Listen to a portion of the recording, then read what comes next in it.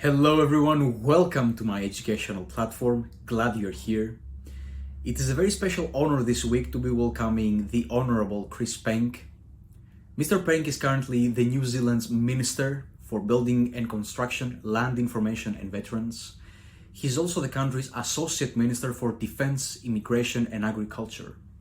Over the years, he has held multiple parliamentary, select committee, service commission and dedicated national party roles. He has served as the Regulations Review Committee Chair for the interval 2020 to 2022, and he has been the Shadow Attorney General for the interval 2020 to 2023. He has a military background spanning close to a decade, having served in the Royal New Zealand and Australian Navy as Officer of the Watch and Battle Watch Captain respectively, most notably during the Operation Iraqi Freedom. His political involvement followed his commercial and property law capacity, which lasted for 7 years, and in 2017 he won selection as the National's Helensville candidate, replacing former Minister John Key.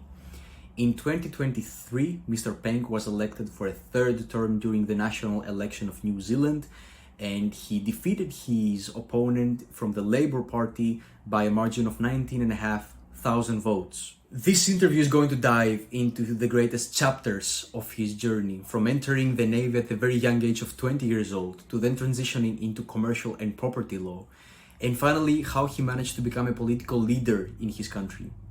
The interview is going to primarily focus on the greatest challenges that he met throughout his career and his deployment strategy to mitigate said challenges, to ultimately offer advice and a guide map basically to the youth who is interested to enter politics. Thank you, Mr. Penk, for your approachability and for allocating your limited time to reflect upon your journey and educate the young generation of political leaders. I hope you enjoy the interview. To be able to analyze the problem, to be able to pick out the key points in their favor, and to be able to sort of make that case in a compelling way. These, I think, are helpful skills for any politician.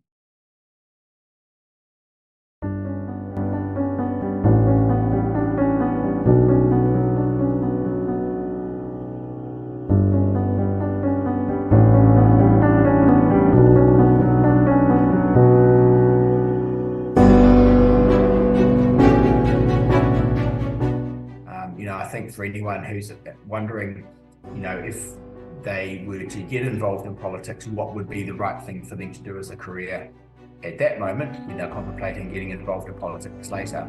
I think there can be no one right answer, and if anything, there's no wrong path, but just to do a thing well.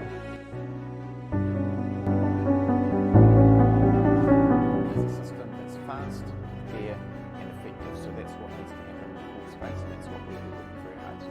Big grey ship, in my case HMNZS Te Kaha, and to be allowed to drive that as an officer of the watch, the captain's obviously in charge overall, but you're up on the bridge in the middle of the night, and at the age of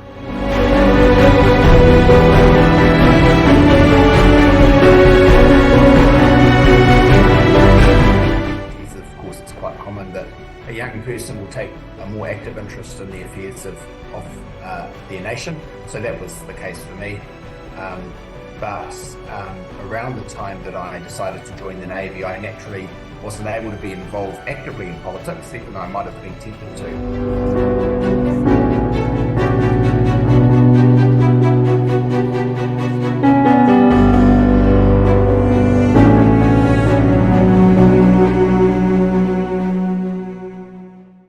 Mr. Penk, as I said, I want to thank you for being here. It's an absolute pleasure to have you here. Thank you for allocating your time to do this. It means a lot to me. I think it's going to mean a lot to the people who are going to see this and learn from your experiences. Well, thanks for the opportunity to join you. If anyone can learn from the experiences I've had, then I wish them all the best. Absolutely. Where I want to start, basically, you have a military background. I want to start from there. So everybody who has been through the military, they understand the element of gaining leadership and discipline skills. You've had a history in your family of people joining major war theaters. So your grandfather, Harold, your grandmother, Joanne, they've joined those war theaters as well. I want to understand what was the element that drew you into the Navy to begin with. Was gaining leadership skills at all in the picture in the 2000 when you joined? Yes, I mean, leadership skills did seem to me one of the attractive traits of military life. And you've mentioned the family background. I think probably for many of our generation, it was our grandparents, and for those who are younger, great grandparents who routinely had that background and thought very little of it and tended to downplay it, if anything. So I approached the subject of military involvement with some humility, having been, essentially in peacetime within the New Zealand and then Australian navies. Certainly, I was interested in the opportunity to develop leadership. I was also interested, if I'm honest, as a 20-year-old young man who'd been studying, what seemed like all my life at that point, just to have a sense of adventure. So a little bit was thinking about career development and personal fulfillment and those kinds of things, but also at a certain level, I was just interested to travel, see the world. I loved the idea of being out on the ocean and all the sort of adventurous ideals that come with that. So it was part of a package really that made sense for me in my life at that time. I think it was also very interesting that you had positions of authority and high responsibility because you were officer in watch, and you were also, when you entered the submarines in the Navy, you were responsible for steering the submarine at such a young age as well, correct? Yeah, that's right. So I ended up as the navigating officer in a submarine in the Australian Navy. We have no submarines in New Zealand, so that was my motivation to join another country's defence force. And yeah, I suppose there was responsibility associated with being on the bridge of a New Zealand frigate and then an Australian submarine. I enjoyed that, but also, it was a pretty intense experience at the same time. And I take my hat off to people who do that for a longer period of time than I did, and who seek even greater responsibility to the point of being the commanding officer. That's a pretty daunting task. Mhm. And I think back now in my mid-40s about the fact that we've got people who are much younger than me, much younger than I am now, doing that role, even though they probably seemed quite mature when I was younger and more junior in the setup. And I just think it's quite an amazing thing that we've got people taking on such responsibility at relatively young ages. I mean, the operational implications of the decisions that they make are obvious, but also at an even more basic level, they're responsible for the human lives of those on board, and potentially, depending on circumstances, those outside the ship or the submarine as well. So the stakes are pretty high. So there's a leadership element in making good decisions and feeling that responsibility, and of course all the other aspects of professional life that go along with that. That I would say actually probably would be equally important in later life and further career opportunities. Thinking about work ethic, time management, the ability to work as part of a team, both as someone who's receiving instructions and competent and willing to carry those out almost unquestioningly, actually sometimes exactly that, and other times knowing it's appropriate to contribute to a discussion and a dialogue, knowing the appropriateness of those differences and different scenarios, and of course leading a team as well, whether that's a relatively small unit within the unit or the platform. So you might be on the bridge of a warship and in charge of, say, half a dozen sailors who are on watch or on shift at that time, or of course perhaps being the commanding officer of the whole vessel. And of course in an Army or Air Force context it's different again, because those are the different operating environments. But the experience that I had, certainly I found really helpful in that regard. And on reflection, the further I go on in my career now in politics, I reflect how useful that was and what a good preparation it was, even though I didn't know it at the time and I hadn't, specifically gone into that, thinking perhaps that I would be utilizing those same skills and life experiences in such a different context later. You mentioned that it really helped you when you entered politics. I think it's very crucial for me and the audience to understand when that seed was planted. When you were in when you were in the Navy, basically for this decade, did you think about the political balance between countries? Did you have meaningful conversations around politics and what influences a war? You took part in the Operation Iraqi Freedom as well. So when did these elements start to develop for you of entering politics? Yeah, I was interested in politics sometime before I was interested to join the Navy. In fact, at school, we did some study through the English language lens of looking at how politicians were discussing and debating ideas and working out their techniques from a linguistic point of view of looking to persuade voters. So I was sort of interested from that angle, and then started following the issues. In one's late teen years and early 20s, of course, it's quite common that a young person will take a more active interest in the affairs of their nation. So that was the case for me.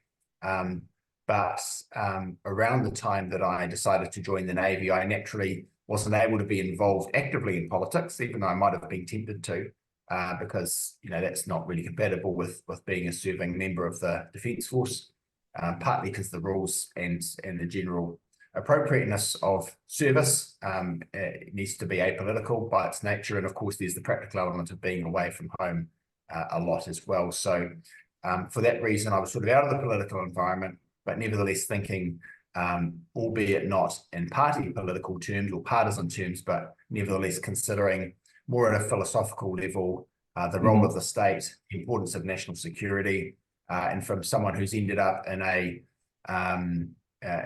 party that's roughly speaking, I'd say on the centre right of the political spectrum, certainly in a New Zealand context, believing in limited government, but understanding at the same time that there are very important roles for the state, including national security. If anything, my time spent in uniform helped me to solidify that notion, and including the idea that we need to cooperate with those who share similar interests and ideals in the world. So most obviously working with Australians to the extent that I joined the Defence Force for the purpose of joining the submarine squadron, but also other nations with whom we operated, and it was interesting to get to know the different ways that they operated, but also the similarities across some of those militaries in terms of doctrine, culture, and shared experience. So I think I've taken away a few particular lessons that may be helpful in my current role, albeit that I'm newly minted as the Associate Minister for Defence in New Zealand. What you described, I think it is a great thing for young people to understand that. What I mean basically is we have a lot of people who want to enter politics and they have ideas. They're idealistic. This is how I would describe them. They want to go in, they have a background in the military as you do, so they understand discipline, they understand the elements of leadership and frameworks. But nobody believes in them because they're just idealistic, and these things are not going to come into fruition. So you came into politics with a very fresh mind, with a very solidified idea of what leadership means, and with a background in property law.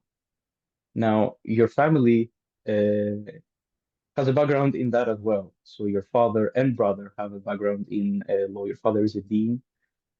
There is also a huge debate as to what is the perfect or the greatest background somebody can have to enter politics. How much do you believe law and your background in law influenced you when entering politics? What did it teach you? Well, yeah, I think it's a really interesting point that there are some backgrounds that one can have that are perhaps very conducive to politics, but also I would caution against thinking that you can have too much of a good thing.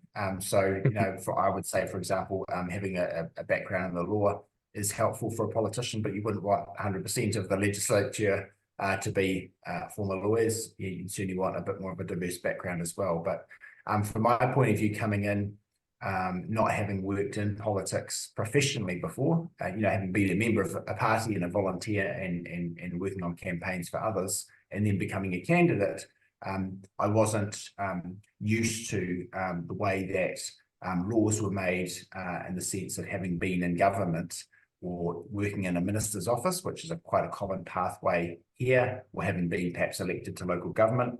But nevertheless, through my study of law, I understood the way that laws were made from a process point of view. I understand how laws are interpreted, how the language is important, the way that those relate to each other, and so forth. But also as a local member of parliament representing constituents in the area that I represent, I knew that I had some helpful background from having advocated on behalf of individual clients, perhaps in a dispute with others or with a government agency or whatever. And similarly, with constituents coming to me and asking for help to be able to analyse the problem, to be able to pick out the key points in their favour, and to be able to sort of make that case in a compelling way. These, I think, are helpful skills for any politician, and having come from a background in the law, that was a good start for me. But again, I don't want to overemphasize that to the extent that there are other professions that are particularly conducive, for an individual to be able to say, for example, if they're a teacher,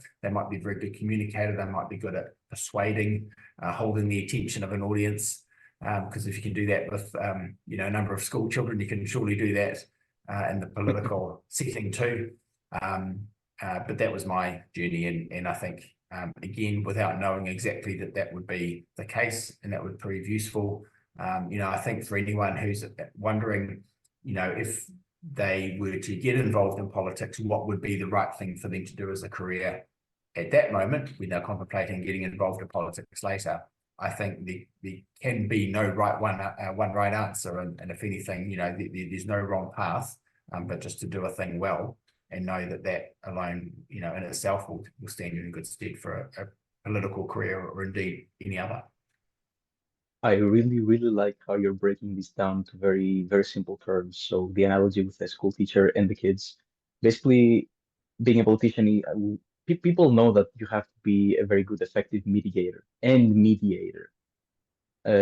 the best compromise is what is actually desired.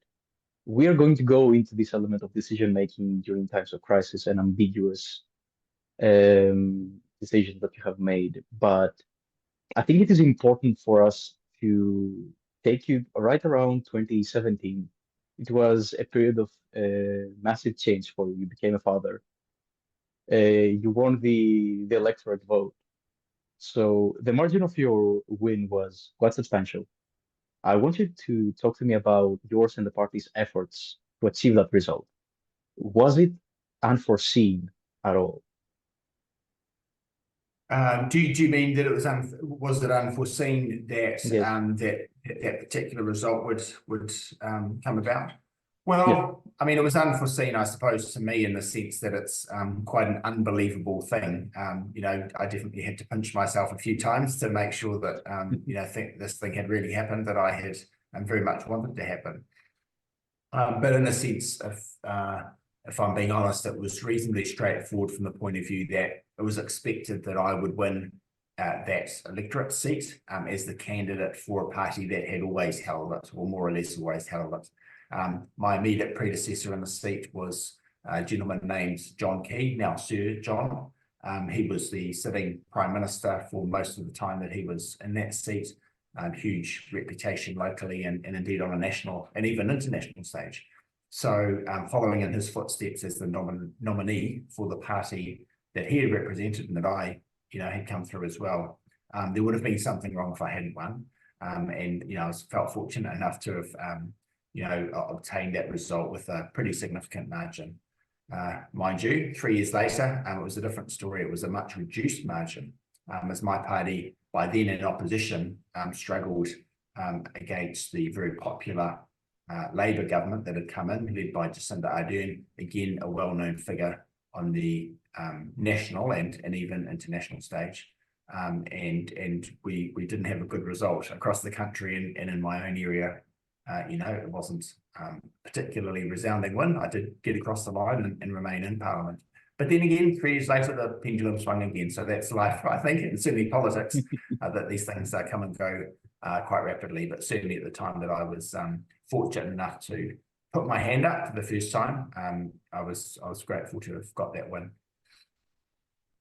I also believe, Mr. Penk, that great leaders shine through times of crisis. I think the most recent crisis we've encountered is none other than COVID in the interval 2019, late 2019. I think we're still fighting it somehow right now.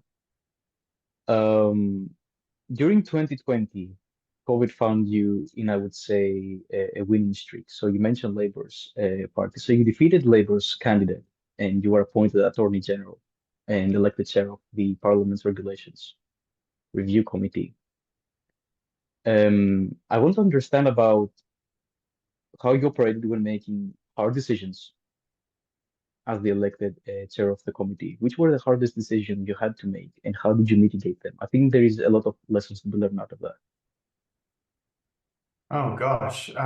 Well, the committee, I was fortunate enough to chair the Regulations Review Committee that you've referred to. Tended to make decisions on quite a non-partisan basis. So I was quite fortunate actually to be chairing a committee that was looking at questions of law more so than politics or more so than partisan policy. So there were some difficult decisions that we had to make, whereby we were being advised about regulations that might not have been properly made in accordance with the primary law that the previous Parliament had passed. But I think we were well advised. We had access to good people who were quite specialist in that area. So if anything, there's probably a lesson there to make life easy for yourself by surrounding yourself, if possible, with people who are smarter, and then being humble enough to recognise that, and while not accepting blindly recommendations that are made, certainly using as a starting point the knowledge that they are likely to be able to steer you in a good direction. And then, of course, the consensus kind of decision making, which doesn't always exist at the select committee level, because politics is a blood sport, they say, and certainly most committees operate on a pretty partisan basis. But this one was a little bit unusual because it was set up deliberately for that parliamentary committee to examine the work of the executive, and that's the reason why it was being chaired by an opposition member of parliament, which happened to be me. In the context of us having had a bad election result, but me having survived that movement against my party, it was something of a battlefield promotion, as you might say in the military, which is there were fewer of us because a few others hadn't survived that process. So for those who were able to remain in there, greater opportunities were on offer, and I certainly did my best to take those as best I could, including with that particular role you've mentioned. You mentioned it is a blood sport, and I think you are, of course, spot on that. Is there desire for that bloody competition to be suppressed, I would say?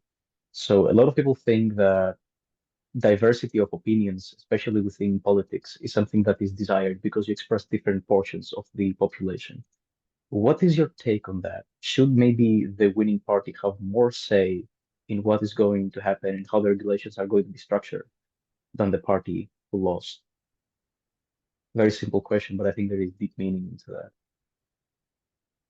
Yeah, well, I think that's a really good question. I think if you take an approach of very much looking at the first principles involved, you say, well, we live in a democratic system, a democratic society, the rule of the people should prevail. These things might sound obvious, but if we say that as a starting point, then the result of an election should be to honour the will of the people, acknowledging, however, of course, that it might be a relatively narrow majority. And if 51% of people say would prefer a particular result and vote accordingly, then that doesn't mean that the wishes of the 49% are unimportant or should not be taken into account. So I think it's a two-stage process, really. It's a mandating of the winner of the election to go ahead and put forward ideas that they campaigned on and look to execute that policy program. It's a mandate in that sense. It's not only that which the government is allowed to do, it's actually what the government must do. If they campaigned on a certain set of policies, then they're obliged morally, if not legally, to put those into practice. But along the way, in working out how those will affect people and perhaps in considering the detail of them, that's when the wishes of all the population should be taken into account. So the 49% as people in the democracy are not unimportant, but of course with a representative democracy, in order to avoid every decision being made by referendum and the total paralysis that would result of such a system, we do have, if not winner takes all, then a winner takes most, or a winner makes the first move kind of a system. And I think that's a fair balance, including that we have other checks and balances in our system, I should add. The Regulations Review Committee being one of them, but also we have a judicial system whereby the courts are able to examine whether the laws have been made properly, if decision ministers have been reasonable in the way they've made their decisions. And of course we have elections at regular intervals. So of course there's nothing permanent by way of loss or victory in politics, and that which is done by an incoming government can easily be undone or redone by its successor in as little as 3 years from that time, because that's the the term in the cycle in New Zealand. Did your views adjust at all when you entered the capacity of minister? So you're now Minister of Land, Building and Construction, and as you said, you're Associate Minister of Agriculture. No. Defence and Immigration. And I didn't quite hear if you'd said veterans as well, but that's another of my portfolios. Yeah. So multi-capacity minister in different parts of the ministry. Can you explain to me how difficult it is to balance that dynamic between operating in different ministries? Yeah, it is quite difficult actually to juggle the different responsibilities, between those different portfolios, and the balance is sometimes the work that one proactively wants to do versus the issues that are raised that one has to react to. So there's that tension. There's also the tension of the important versus the urgent, because there are a lot of urgent considerations and a lot of urgent decisions that need to be taken, but sometimes those are less important than big picture questions of policy that one needs to enact. And those it's difficult to get the headspace and the time in one's day and the resources generally to tackle those big picture questions. And with a 3-year electoral cycle that inevitably goes quite quickly, it can be all too easy just to react to the relatively small urgent and maybe less important overall questions that need to be resolved. So in areas in which I'm Minister, for example, building and construction, there's a major question about what New Zealand's policy should be to mitigate or accept or avoid risk posed by earthquakes. We're very seismically prone country. We're sitting on a couple of fault lines, and we need to have a coherent system for recognising that risk and building accordingly. And we do have such a system already, but it's one that many people feel is not serving their needs or realistic in terms of the investment that's needed. So that's a big picture question. It's really detailed. A lot of engineering expertise is needed, as well as understanding other implications for various people who are affected. It's government and it's private sector, because it's banks, it's insurers, it's local government, it's central government, it's all these things.